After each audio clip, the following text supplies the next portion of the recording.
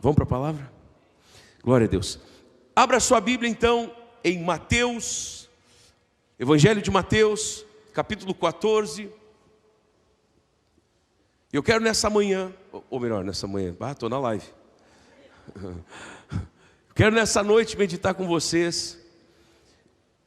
E se eu pudesse dar um título para essa mensagem, seria uma pergunta: o que tem te parado? Você sabe que Deus tem algo especial para a sua vida, sim ou não? Sim ou não? Diga: Deus, não com a vontade, Deus tem algo especial para a minha vida. Você crê nisso de verdade? Ou você está falando só porque eu estou pedindo para você falar? Você precisa ter essa consciência, meu irmão.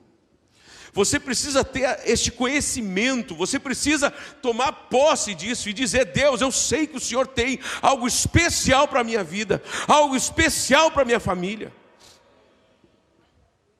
Alguém vai dizer: pastor, mas essa não é uma pregação talvez meio extremista, ou talvez sensacionalista, ou talvez triunfalista. Eu encaro como uma pregação de alinhamento às boas novas do Evangelho. Boas novas. Boas novas, queridos. Amém, igreja? Então, por mais que às vezes vemos aqui e preguemos algo do tipo: você precisa abandonar o pecado, você precisa soltar, largar a mão dessas obras mortas, é porque Deus está nos alinhando ao seu santo e glorioso propósito na nossa vida. Só que existem coisas nesta vida, queridos, que nos fazem parar, que nos fazem ceder, que nos fazem voltar atrás. Entenda uma coisa: o diabo desde o início tem lutado, trabalhado para fazer as pessoas desviarem do propósito. O diabo trabalha incansavelmente para desviar você, para desviar a sua família do santo propósito de Deus para você. Só que Deus, antes mesmo de todas as coisas, Ele já trabalhava em favor de manifestar a sua glória na sua vida. Você crê nisso? Vamos lá então para Mateus capítulo 14, só para nós vermos a partir do versículo 22. É um texto chave, eu já usei ele aqui algumas vezes, já citei ele várias vezes, mas eu quero arrancar através dele. Onde diz, versículo 22: logo a seguir compeliu Jesus. O que é compelir, gente? Pode ser tratado até como obrigar por meio de contrato. Então foi uma ordem que Jesus deu. Amém? Amém, igreja? Tenho tentado ensinar aqui que todas as coisas que Jesus fez e fará sempre são intencionais. Diga: nada no reino espiritual é sem querer, nada é por acaso, tudo é intencional. Amém, igreja? Então logo a seguir ordenou Jesus aos seus discípulos a embarcarem e passarem adiante dele para o outro lado, enquanto ele despedia as multidões. Então entenda, Jesus fez isso de propósito. Jesus fez isso de propósito. E despedidas as multidões, subiu ao monte a fim de orar sozinho, ou seja, mais uma vez, de propósito. Em tese, ou o que fica talvez mais ou menos entendido, é que Jesus ficaria um pouco mais, eles avançariam à frente dele. Eu fico pensando, por que os discípulos não ficaram ali? Tá, mas peraí, por que a gente tem que ir na frente? Se é ele que faz tudo. É ele que prega, é ele que ora pelas pessoas, é ele que levanta o paralítico, é ele que dá a vista aos cegos, é ele que faz o surdo ouvir, o mudo falar, é ele que purifica os leprosos. Por que a gente tem que ir na frente? Queridos, é óbvio que havia uma intenção da parte de Jesus naquilo. Então fica mais ou menos entendido que Jesus ia despedir as pessoas e de alguma forma chegaria lá. Amém, igreja? Você está me ouvindo? Diga amém. Só que ele não foi. A Bíblia diz que ele foi para o monte orar sozinho. Aqui fica mais uma lição. Jesus carregava em si mesmo a presença e a plenitude do Espírito Santo. Amém, igreja? Mesmo assim, ele tinha o hábito de orar sozinho. Meu irmão, você não pode ser aquela pessoa, aquele tipo de crente, que se alguém não lhe pegar pela mãozinha e lhe colocar para orar, você não ora. Você precisa desenvolver na sua vida, você precisa desenvolver na sua história o hábito da oração, querido. Diga, eu preciso desenvolver o hábito da oração. O que é o hábito? O que é um hábito, gente? É aquilo que a gente faz quase que no automático. Você acorda de manhã, você vai ao banheiro, você lava o rosto, né? Faz um pipizinho. Alguns gostam de tomar um banho, eu amo acordar e tomar um banho. Aí você desce, se você não estiver em jejum, você vai fazer um café. Não, pastor, eu não tenho o costume de tomar café. Pois é, você desenvolveu esse hábito. Ou seja, automaticamente você não toma café. Mas pensa que quando você estiver hospedado num bairro do hotel, você vai dar um jeito de tomar o café. Você vai ver aquela mesa, aqueles troços, você vai até começar a tomar café da manhã. Hábito. Jesus tinha esse hábito. Será que nós temos? Ele carregava a plenitude do Espírito Santo, amados. Posso falar uma coisa aqui que vai soar quase como uma heresia, mas eu tenho que falar. Jesus, na boa mesmo, talvez nem precisasse orar, humanamente falando, mas espiritualmente falando, ele não podia perder essa comunhão, essa conexão com Deus, com o Pai. Porque a Bíblia deixa claro no Evangelho de João que ele se fez carne. Diga, ele se fez carne. Obrigado, filho. Ele se fez carne. Diga, ele se fez carne. Então Jesus não estava agora na terra com toda a sua glória. Ele abriu mão da sua glória, ele se despiu da sua glória. Ele se fez um ser humano como nós, queridos. A Bíblia diz que ele foi tentado em todas as coisas, mas em nenhuma só ele pecou. Por quê? Alguém vai dizer, porque existia esse propósito. Então vou dizer, existe esse propósito para nós também.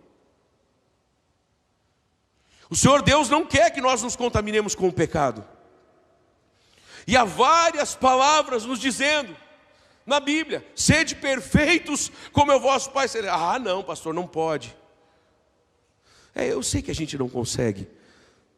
Mas então eu quero lhe mostrar como é que Deus criou a humanidade. Lá no Jardim do Éden, Deus os criou perfeitos. Então a obra da cruz, ela nos realinhou neste propósito eterno. Amém, igreja? E nos religou, daí a palavra religião. Nos religou a Deus. Então, só para eu estou tentando dar uma ampliada no seu entendimento, para nós realmente compreendermos, querido, que crente que não tem vida de oração, ele não avança. Repita depois de mim isso. Crente que não tem vida de oração pode acabar patinando no mesmo lugar uma vida inteira. Você está me ouvindo? Diga amém. E você também não pode ser aquela pessoa que ora, mas não age. Então aqui Jesus agora, além de estar ensinando os discípulos a eles também terem uma vida de oração, ele está ensinando eles a terem uma vida de ação. Jesus, e agora eu explico, Jesus intencionalmente colocou eles naquela situação. Jesus de forma intencional colocou os discípulos no meio do que nós vamos ver agora. Você está comigo? Diga amém. E despedidas as multidões, subiu ao monte a fim de orar sozinho. Ei, em nome de Jesus, você vai, hoje antes de dormir, você vai tirar um tempo. 5 minutos, 10 minutos, se Deus te chamar para meia hora, faz. Se Deus te chamar para 1 hora, faça. Você vai tirar um tempo para orar, meu irmão. Não é orar, Senhor, me abençoa, me dá um novo emprego, me deixa trocar de carro, me deixa comprar o primeiro carro, quero comprar minha casa, quero fazer... Não é oração de pedir, amados. É oração de dizer, Deus, eu quero conhecer o teu coração, Deus. Eu quero entender a tua palavra, Deus. Eu quero ter comunhão com o Senhor. Eu quero conversar com o Senhor é meu Pai. Eu quero que o Senhor venha e supra as carências que há no meu coração. Eu quero que o Senhor limpe os traumas que existem na minha mente. Porque tem pessoas que não avançam, conhecem a palavra, mas estão motivadas por traumas do passado. E quando eu digo motivadas, às vezes é motivadas a ficar no mesmo lugar, motivadas a não levantar de um sofá, motivadas a não querer sair de uma cama. O diabo quer ver você nesse quadro de depressão. Esse quadro foi ele que pintou para você. Deus pinta um novo quadro para a sua vida. Um quadro de vitória, um quadro de alegria, um quadro de paz, um quadro de harmonia na sua casa. Você está entendendo? Diga amém. Vamos lá. E em caindo a tarde, lá estava ele só. Entretanto o barco já estava longe, a muitos estádios da terra, açoitado pelas ondas, porque o vento era contrário. Esse mesmo texto, nós não vamos abrir agora, em Marcos capítulo 6, fala que Jesus estava lá no monte, sozinho, dá claramente para entender isso. E ele viu, Jesus entendeu que eles estavam em apuros. Várias vezes a palavra nos mostra, aponta Jesus tendo revelações. Diz a Bíblia que muitas vezes Jesus, conhecendo-lhes o coração, sabendo que arrazoavam de tais coisas. Quantas vezes Jesus, por que arrazoais em vosso coração? Jesus sabia o que eles estavam pensando dentro do coração deles. Revelação. Você está entendendo isso? Sim ou não? Então Jesus, sabendo que eles estavam em apuros, ele ficou lá sozinho, orando. Entretanto, versículo 24, o barco já estava longe, a muitos estádios da terra. Só para registrar, aqui, estádio é uma unidade de medida, como côvado, como tiro de pedra, e outras tantas, outras unidades, dracma, estáter e outras. Essa aqui, o estádio, só que aqui, por isso que se você procurar algumas bíblias, você não vai encontrar a definição, porque tinha lá eu até anotei aqui para não esquecer, mas tinha o estádio, tinha o estádio olímpico, o itálico, o babilônico, persa, o fenício e egípcio. Existiam vários, ou seja, é como o côvado. O côvado para alguns povos, ele tinha 40 centímetros, outro 45, outro 50, outro 47. Então, tinha uma diferença, da mesma forma como ninguém ainda conseguiu precisar, ou seja, dar precisão na altura de Golias. Alguns vão de 2,90 metros de altura, né? Até 13,19, por causa das diferenças das unidades de medida. Não era padronizado como hoje. 1 metro é aqui e vai ser em qualquer lugar do mundo. Amém, igreja? Então aqui tinha uma diferença, mas eu vou lhe afirmar que um estádio não podia diminuir de 157 metros. Acho que é isso. Isso, 157 metros. E ia, muitas vezes, até 209 metros. Então vamos dizer ali, numa média de 180 metros. A Bíblia diz, preste atenção, que Jesus viu que eles estavam em apuros. Amém? Só que a Bíblia também está dizendo que eles estavam a muitos estádios de distância. Muitos, não está falando de 2, 3. E 2, 3, nós estaríamos falando de meio quilômetro. Eu imagino algo mais distante. Estava muitos estádios da terra, açoitado pelas ondas, porque o vento era contrário. E Jesus, de uma forma ou de outra, seja física ou espiritual, Jesus percebeu aquilo. Eu quero dizer uma coisa, escuta, pega essa chave aqui para você. Talvez você se sinta longe de Deus, talvez você esteja se sentindo distante de Jesus, até mesmo talvez por causa do seu estilo de vida, que você viveu até hoje. Jesus também estava longe dos seus discípulos.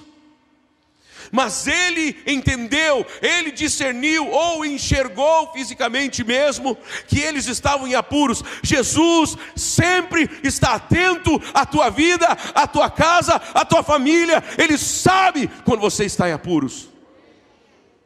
Só que você vai ver que por esse mesmo texto, nós precisamos sempre, mesmo em apuros, clamarmos pelo socorro.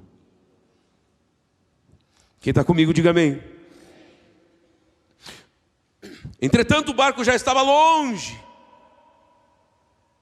a muitos estádios da terra, açoitado pelas ondas, porque o vento era contrário. Isso aqui está falando do cair da tarde. Agora a Bíblia fala que somente na quarta vigília, Jesus foi ter com eles. Quer ver como eu não estou inventando coisa? Vai lá para Marcos, capítulo 6.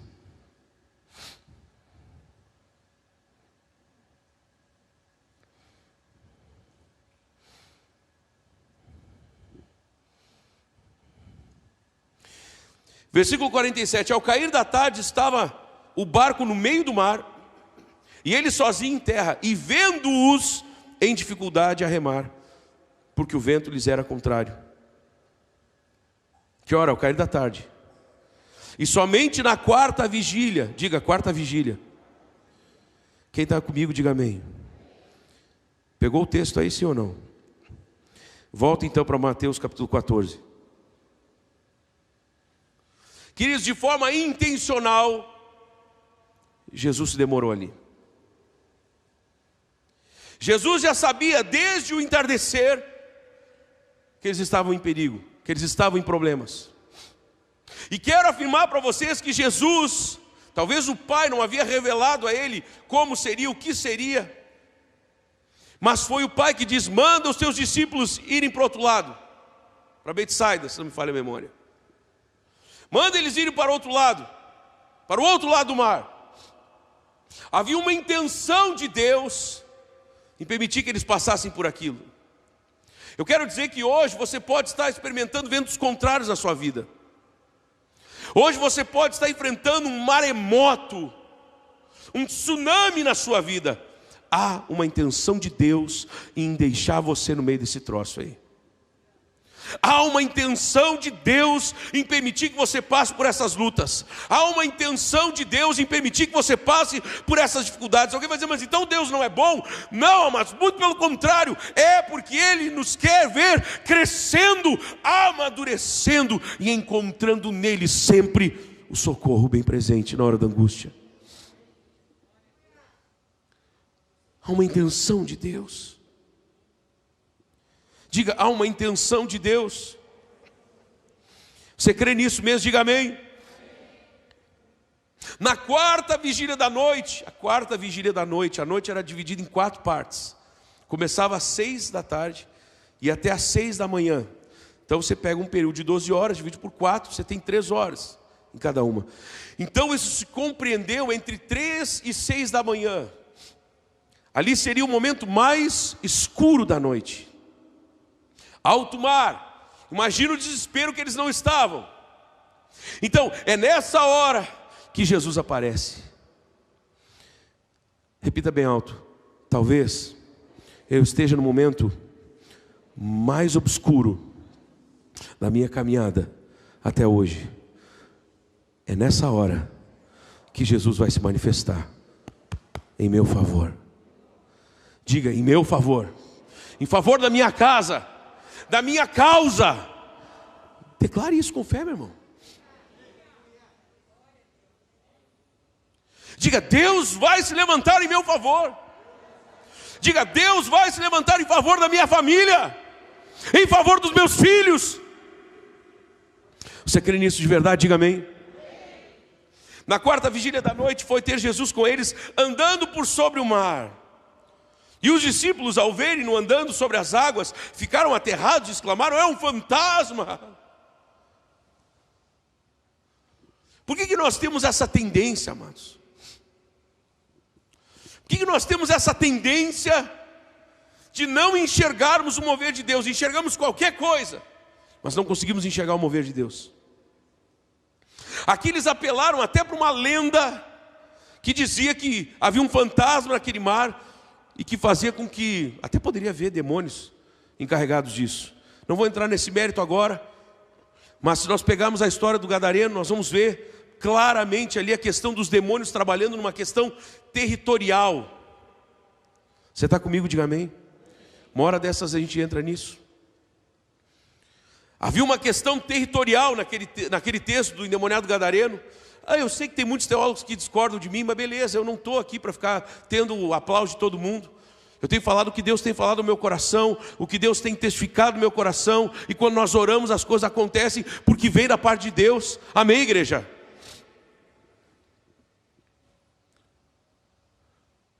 Então talvez poderia existir,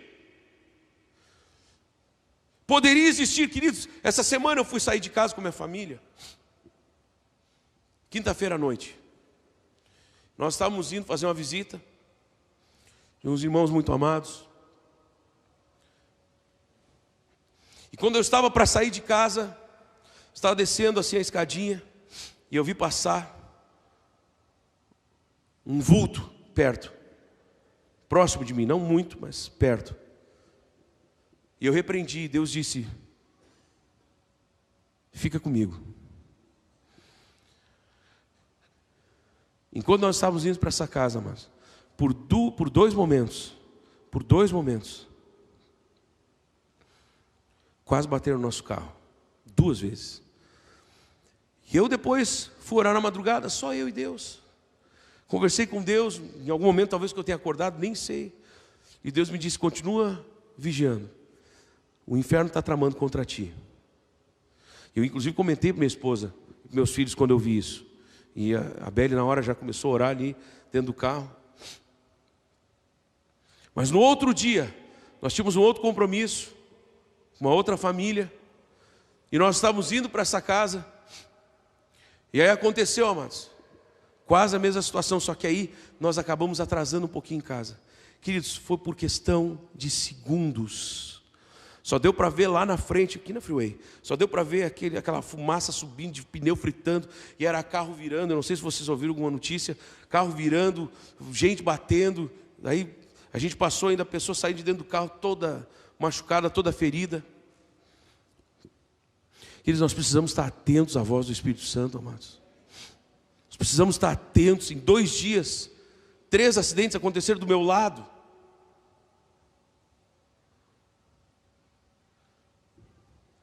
Há uma intenção de Deus sempre em estar falando conosco, em estar nos mostrando, estar nos abrindo a visão, para nós entendermos e caminharmos onde há luz, porque quem anda na luz não tropeça. Diga: louvado seja o Senhor. Diga: Deus, abre os meus olhos, abre o meu entendimento, Deus. Guarda a minha casa, guarda a minha família.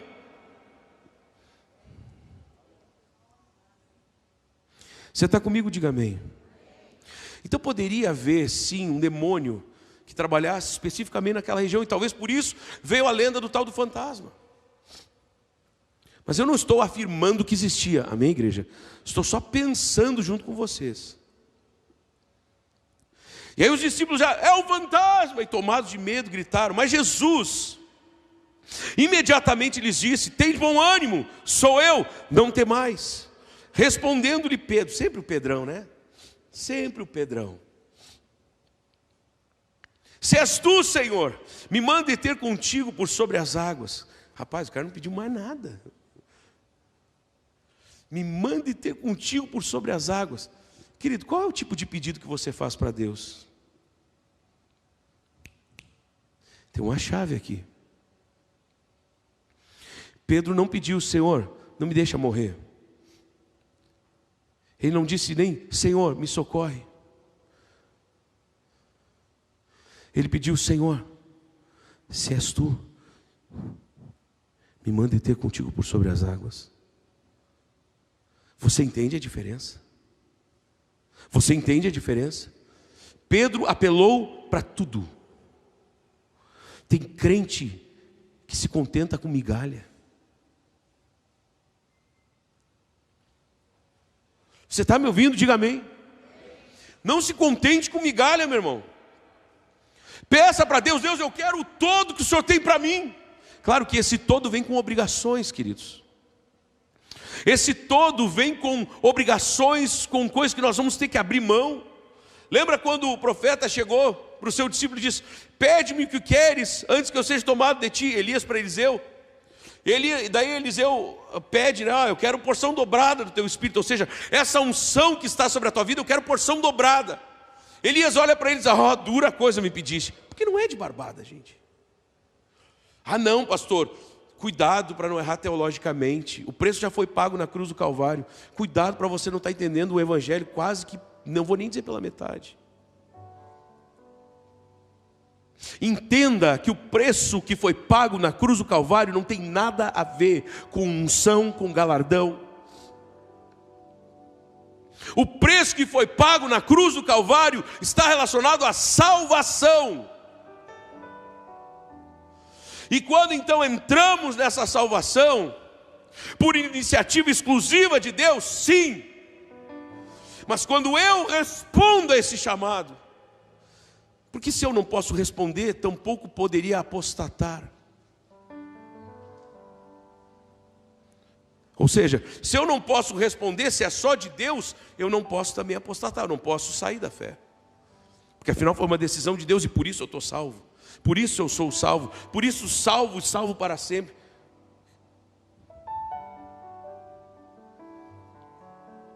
Se alguém pode apostatar, é porque pode perder a salvação. E só pode perder aquele que não é dono. Você está me acompanhando? Diga amém. Então nós temos que nos linkar com Deus.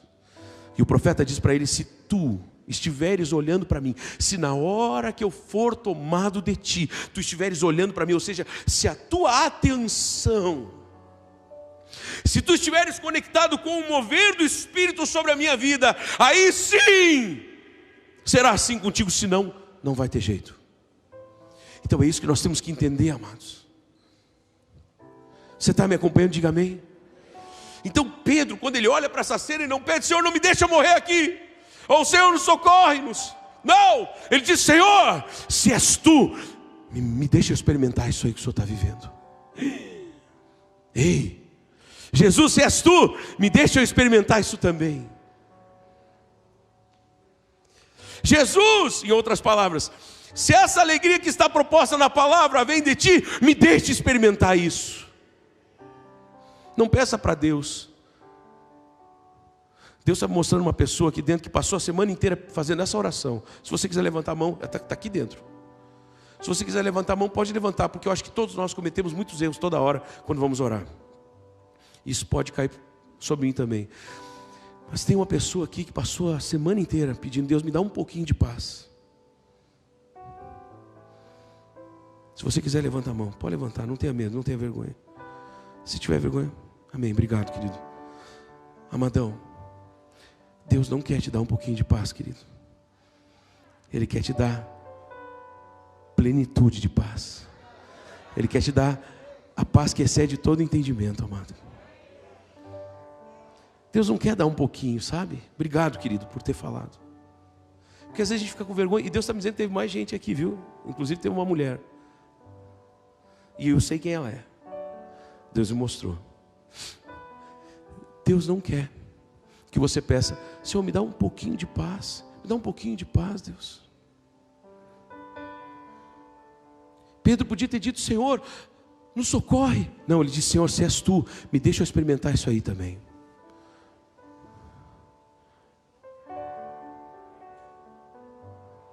Senhor, se eu posso realmente ser santo, como a tua palavra diz, se eu posso buscar esse nível de santidade maior, onde a tua palavra diz para eu ser perfeito como é meu Pai Celeste, me permite experimentar isso. Senhor, se essa prosperidade que mostra a tua palavra me faz então eu caminhar nesta prosperidade, me faz eu ter paz dentro da minha casa, porque eu com as minhas próprias forças não estou conseguindo.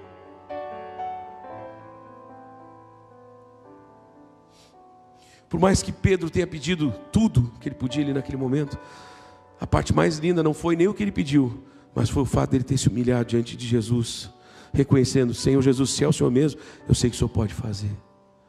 faz na minha vida. Então eu lhe pergunto nessa noite, o que lhe tem parado? O que tem parado você? É o tamanho das ondas? É a força do vento? Porque os discípulos estavam encalhados. Diz a palavra no texto de Marcos 6, que eles estavam com dificuldade de remar. Você está me ouvindo? Diga amém. Diga, eles estavam com dificuldade para remar.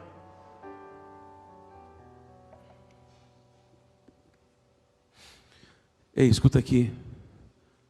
Agora eu vou lhe mostrar aqui o texto. Muitas vezes a gente é raso. Se fosse uma pregação de evangelismo, eu já tinha encerrado há muito tempo. O que Jesus fez aqui? Ele não só fez algumas coisas que a gente já vai tocar, como o fim foi eliminar o problema, se fez grande bonança. Ei, só que esse não era o maior milagre. O maior milagre era fazer os discípulos chegarem até o outro lado. Ou seja, que o propósito pelo qual eles foram movidos viesse a se cumprir. Você está me acompanhando? Diga amém. Então esse era o propósito maior, era eles chegarem ao outro lado. Tem gente que está ficando feliz só com um milagre no meio do caminho, que foi que a gente teve devocional, acho que foi ontem, amor, me corrige, do evangelista Bonk. Quando, e o pastor Onísio gosta muito do texto, hein, pastor? Quando os discípulos chegam para Jesus se alegrando, oh Senhor, os demônios se nos submetem pelo teu nome. Jesus olha para eles, ei gurizada, vocês não têm que se alegrar nisso, não obstante, né? Alegrai-vos nisso, mas que o nome de vocês, como é que está lá, pastor? Está arrolado, ou seja, está escrito nos céus. Então há um propósito maior, diga, há um propósito maior.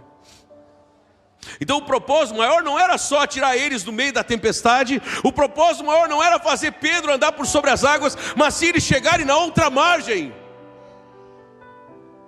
Tem gente que está dando bola e ênfase maior só para o que acontece no meio do caminho. Amados, cada milagre, a revelação ali, a revelação aqui, não é para exaltar este momento, mas para nos direcionar, para nos alinhar com o propósito final de Deus para todos nós, que é chegarmos à plenitude do varão perfeito que é Jesus. O que tem te parado? Quando Pedro pede isso para Jesus, me manda ir ter contigo por sobre as águas, Jesus só diz uma palavra: vem.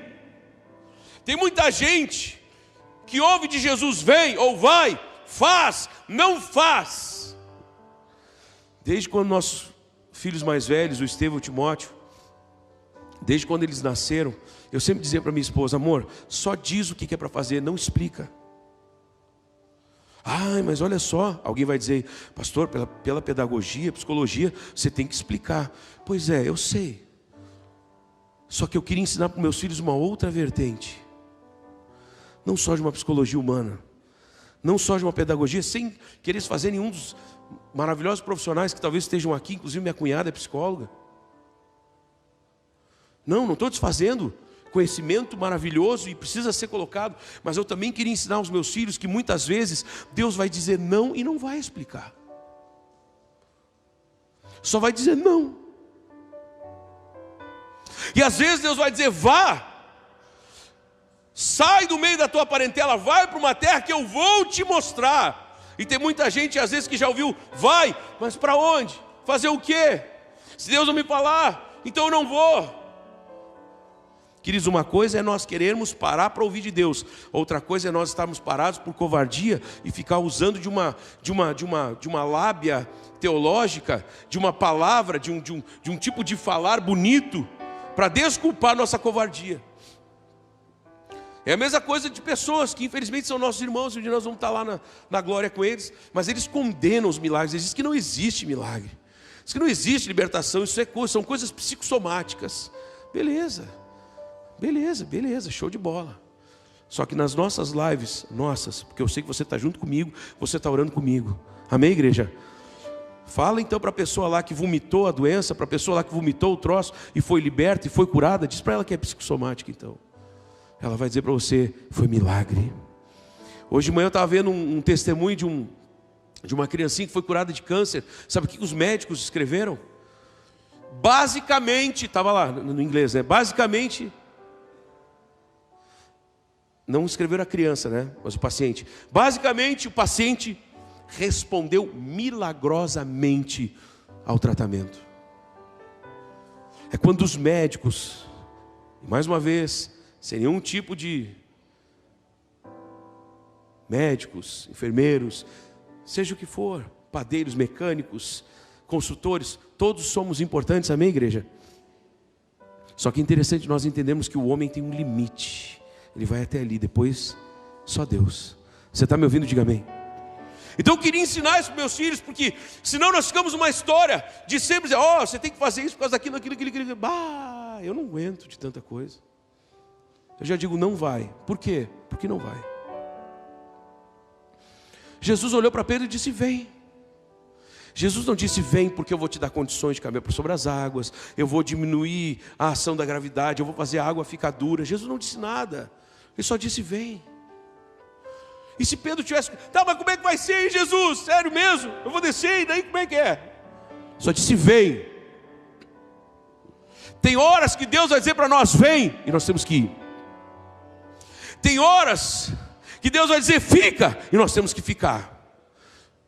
Tem horas que Deus vai dizer, não, e nós vamos ter que dizer, amém, Senhor. Porque o não de Deus também é resposta, queridos. Que nós não sejamos como crianças mimadas, que só sabem entender quando é sim. Ai, me dá uma bala. Sim, meu amor, toma. Ai, eu te amo, mamãe. Mamãe, me dá uma bala. Não, não vou te dar. Mas eu quero. Será que a gente não está assim diante de Deus? Senhor, eu quero muito abrir essa empresa. E Deus dizendo, não. Porque talvez não é para abrir agora, é para abrir daqui 2 meses, é para abrir daqui 6 meses. Talvez Deus precisa lhe amadurecer em algum ponto, amadurecer a sua família. De repente você abre essa empresa teimando, e ela na frente da sua família se esculhamba toda. Há um tempo de Deus, há um propósito. Existe uma intenção de Deus por trás de todas as coisas. Você está entendendo essa palavra, sim ou não? Então consulte a Deus, ande com Deus. Ai, pastor, mas se eu não conseguir ouvir a voz de Deus, ore mais, jejue mais, se consagre mais, porque Deus não vai deixar você órfão. Você está me acompanhando? Diga amém. Então Jesus diz, vem. Meu Deus, eu podia pregar mais 2 horas. Posso, igreja?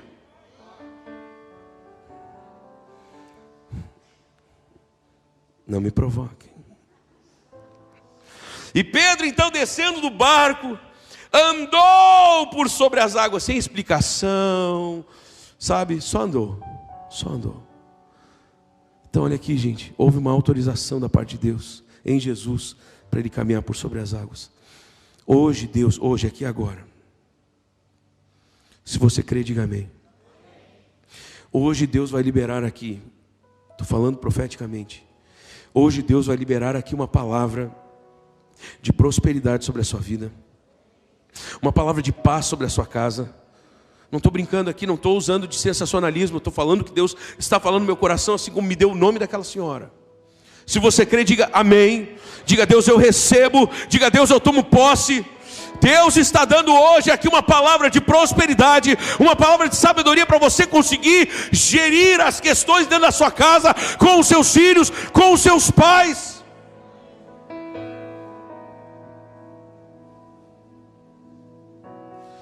Nesta noite, hoje, agora, aqui,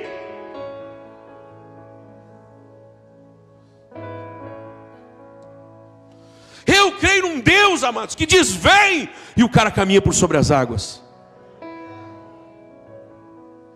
Isso. Pode até já ir para ela. Olha que coisa tremenda. Aí, pode vir a equipe toda, por favor. Escuta aqui, igreja linda. Ei, meu irmão amado, ei, Jesus, tem algo lindo sendo liberado aqui, amados. Quem crê, diga eu creio, diga eu recebo. Escuta. No meio do caminho, eu vou abandonar um pouquinho a leitura, mas não o texto, a leitura. No meio do caminho, de repente, Pedro olha e percebe de novo. Pedro percebe, ele repara na força do vento, no tamanho das ondas e começa a afundar. O que significa isso? O que significa isso? Pedro tirou os olhos de Jesus. Porque entenda uma coisa, no meio do diálogo, em nenhum momento a Bíblia diz que o vento parou. No meio do diálogo entre Jesus, ele vindo, gritando, dizendo para eles, em alta voz: tem de bom ânimo, sou eu, não temais. Oh, será? Não, meu Deus. Mestre, se és tu, me manda ter contigo por sobre as águas. Continuava a tempestade. Continuava vento, continuava onda. Vão morrer, está dando problema. Não estamos saindo do lugar. Só que mesmo em meio a todo este caos, Pedro andou por sobre as águas. Mesmo em meio ao caos, Pedro andou por sobre as águas. Não espere o caos baixar. Não espere os problemas cessarem. Continue marchando, continue andando, continue amando, continue fazendo o bem, mesmo que estejam te fazendo mal, continue fazendo certo, mesmo que estejam fazendo errado, continue servindo a Deus, mesmo que todos estejam parando, continue fazendo o que Deus te mandou fazer. Vem!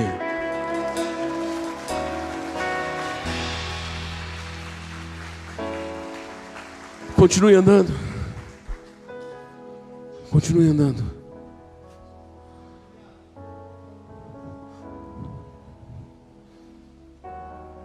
Pedro parou e começou a afundar, porque ele reparou nas circunstâncias.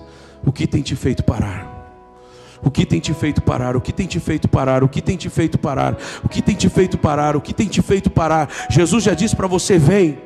Jesus já disse para você: vem. Se ele não tinha dito, eu estou dizendo em nome do Senhor Jesus: vem, vem, vem, vem, vem, vem, vem, vem.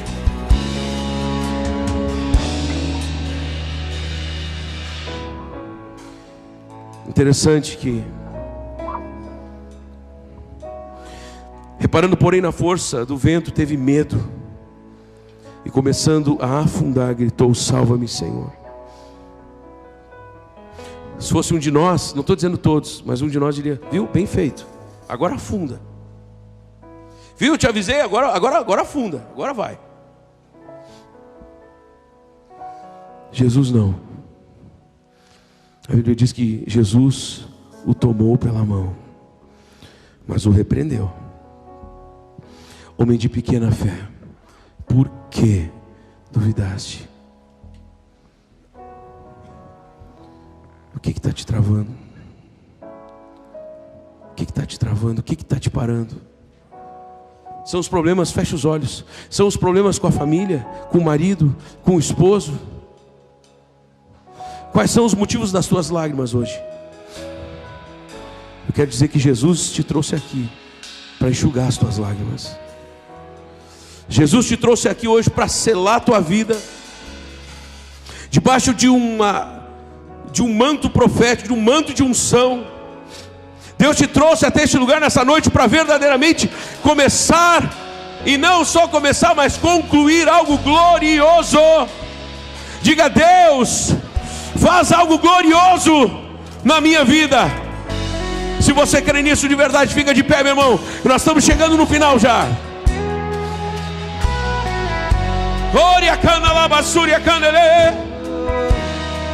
Subindo ambos para o barco, cessou o vento, e os que estavam no barco adoraram, dizendo: verdadeiramente és filho de Deus, verdadeiramente és filho de Deus. Meu irmão, que nesta noite nós não precisemos ver os milagres, que tão somente creiamos, porque Ele é sim o Filho de Deus, o Cordeiro de Deus, que tira o pecado do mundo. Ele está neste lugar.